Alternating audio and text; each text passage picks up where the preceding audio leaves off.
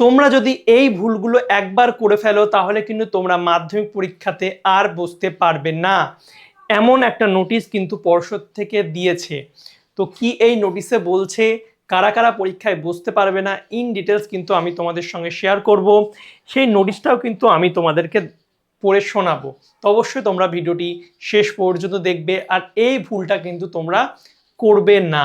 তো দেখো কি এই নোটিশে বলেছে। দেখতে পাচ্ছ 9 তারিখে হচ্ছে পর্ষদ থেকে এই নোটিশটা দিয়েছে, এবং এটা একটা একদম অফিসিয়াল নোটিশ, কোনো ফেক নোটিশ নয়। তো নোটিশে দেখো কি বলেছে, আমি তোমাদের একটু পড়ে শোনাই, এটাকে আমি একটু জুম করে দিই। তো দেখতে পাচ্ছ পর্ষদ থেকে হচ্ছে মিনিমাম হচ্ছে যেটা বলছে, minimum age appear at the Madhyamik পরীক্ষা 2028। তো মাধ্যমিক 2028 সালে দেবে, তাদের জন্য মিনিমাম কিন্তু একটা এজ ক্রাইটেরিয়া আছে। সেটা কি, এখানে দেখো বোল্ড বলে দিয়েছে যে যাদের জন্ম 31শে অক্টোবর 2013 পরে, ঠিক আছে, তারা কিন্তু মাধ্যমিক 2028-এ কিন্তু বসতে পারবে না।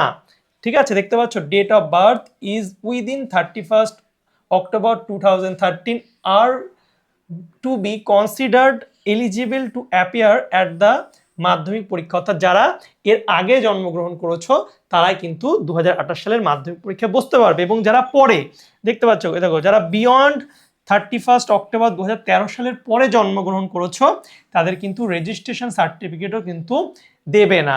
তো এটা একদম পর্ষদ থেকে স্কুলকে এই নোটিশটা দিয়েছে যে যারা 31st-এর পরে জন্মগ্রহণ করেছে তাদের যেন রেজিস্ট্রেশন না করানো হয়।